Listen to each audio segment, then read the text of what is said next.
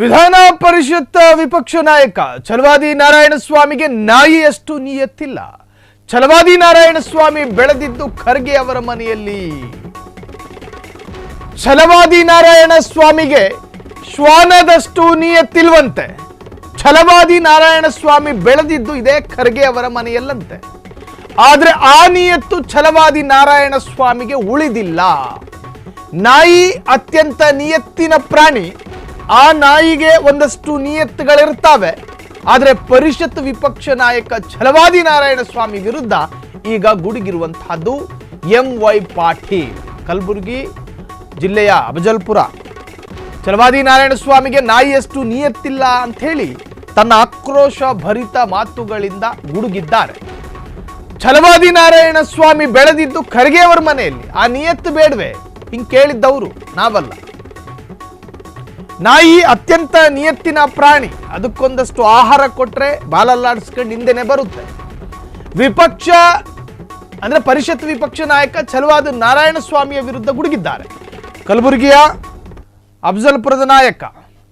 ನಾಯಿ ಅತ್ಯಂತ ನಿಯತ್ತಿನ ಪ್ರಾಣಿ. ಆ ನಾಯಿಗೆ ನಿಯತ್ತಿರುತ್ತೆ. ಮೊನ್ನೆ ಕಲಬುರಗಿಯಲ್ಲಿ ಈ ನಮ್ಮ ವಿಧಾನ ಪರಿಷತ್ ವಿಪಕ್ಷ ನಾಯಕ ಛಲವಾದಿ ನಾರಾಯಣಸ್ವಾಮಿ ಅಲ್ಲಿನ ಸರ್ಕಿಟ್ ಹೌಸಿಗೆ ಹೋಗ್ತಾರೆ.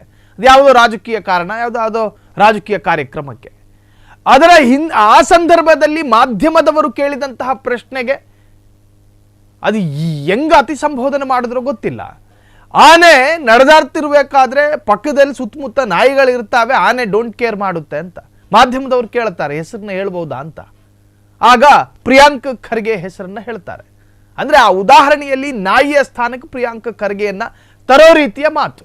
ಅದಾದ ನಂತರ ಕ್ಷಮೆ ಕೇಳಿದ್ರು ಆ ಪ್ರಹಸನ ಬೇರೆ ಬೇರೆ ತಿರುವನ್ನು ಪಡ್ಕೊಳ್ತಾ ಅದೇನೇ ಇರಲಿ. ಆದರೆ ಇವತ್ತು ಕಾಂಗ್ರೆಸ್ ನಾಯಕರೊಬ್ಬರು ಕೊಟ್ಟಿರ್ತಕ್ಕಂಥ ಹೇಳಿಕೆ ಇದೆಯಲ್ಲ, ಇದು ನಿಜಕ್ಕೂ ಕೂಡ ವಿಭಿನ್ನ. ಒಂದು ರೀತಿ ಕಲಬುರಗಿ ಜಿಲ್ಲೆಯ ಅಫಜಲ್ಪುರ ಶಾಸಕ MY ಪಾಟೀಲ್ ಈಗ ಕಿಡಿಕಾರಿರ್ತಕ್ಕಂಥ ಸಾಲುಗಳಿದೆಯಲ್ಲ, ಇದು ಬೇರೆಯೇ ತರಹದ ಮಜಲಿನಲ್ಲಿ ಚರ್ಚೆಗಳು ಆಗುವಂಥ ಸಾಧ್ಯತೆಗಳಿದ್ದಾವೆ. ಛಲವಾದಿ ನಾರಾಯಣಸ್ವಾಮಿ ಬೆಳೆದಿದ್ದು ಖರ್ಗೆ ಅವರ ಮನೆಯಲ್ಲಿ. ಖರ್ಗೆ ಅವರ ಮನೆಯಲ್ಲಿ ಉಂಡು ತಿಂದು ಬೆಳೆದಿರೋದು. ಅದರ ಅರ್ಥ ಹಂಗೆ ಅಲ್ವಾ? ಬೆಳೆದಿರೋದು ಅಂದ್ರೆ ಉಂಡು ತಿಂದು ಬೆಳೆದಿರೋದು. ಮನೆಯ ಮುಂಭಾಗದಲ್ಲಿ ಕಟ್ಟಿಗೆ ಹಾಕುವ ನಾಯಿಗಳಿಗೂ ನಿಯತ್ತಿರ್ತಾವೆ. ಆದ್ರೆ ಇವರಿಗಿಲ್ಲ, ಹೆಸರು ಹೇಳೋದಕ್ಕೆ ಹೋಗಲ್ಲ. ಹಾಗಾದ್ರೆ ಅಫಜಲ್ಪುರ ಶಾಸಕ MY ಪಾಟೀಲ್ ಏನ್ ಮಾತನಾಡಿದ್ದಾರೆ ಕೇಳಿಸ್ಕೊಳ್ಳಿ. ಬಳಸುವಾಗ ಎಚ್ಚರದಿಂದ ಬಳಸಬೇಕಾಗ್ತದೆ. ಇವತ್ತು ನಾಯಿ ಎಂಬ ಶಬ್ದ ಇವತ್ತು ಬಳಸಿದ್ದಾರೆ. ನಾರಾಯಣ ಸ್ವಾಮಿಯವರಿಗೆ ನಾಯಿಯಷ್ಟು ಕೂಡ, ಅದು ನಾಯಿ ಅಂತಂದ್ರೆ ನಂಬಿಕೆಸ್ಥ ಪ್ರಾಣಿ. ಇವತ್ತು ಆ ನಿಯತ್ತು ಕೂಡ ನಾರಾಯಣ ಸ್ವಾಮಿ ಹತ್ರ ಇಲ್ಲ. ಯಾಕಂದ್ರೆ ಆ ಮನುಷ್ಯ ಮಾನ್ಯ ಖರ್ಗೆ ಅವರ ಮನೆಯಲ್ಲಿ ಬೆಳೆದಂಥವ್ರು. ರಾಜಕೀಯವಾಗಿ ಸಾಮಾಜಿಕವಾಗಿ ಅವರನ್ನು ಮುಂದೆ ತಂದವ್ರು ಯಾರು ಆದರೆ ಖರ್ಗೆ ಮನೆ ತಂದವ್ರೆ ಅಂತೇಳಿ ನಾವು ಹೇಳ್ಬೇಕಾಗ್ತದೆ.